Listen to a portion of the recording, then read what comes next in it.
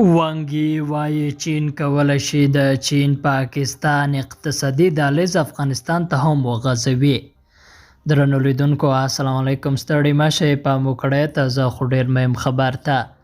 د چین د بهرنیو چارو وزیر وانګي ویلي افغانستان، پاکستان او چین کولی شي چې په ګډه د یوې لارې او یو کمربند د نوښت په اډانه کې د چین پاکستان اقتصادي دهلیز افغانستان ته هم وغځوي.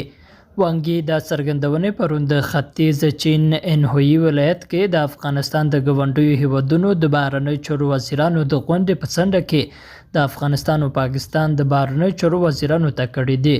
وانګي ویلي چې د چین پاکستان اقتصادي دهلیز به په سیمه ییز اتصال کې له افغانستان سره د پام وړ مرسته وکړي.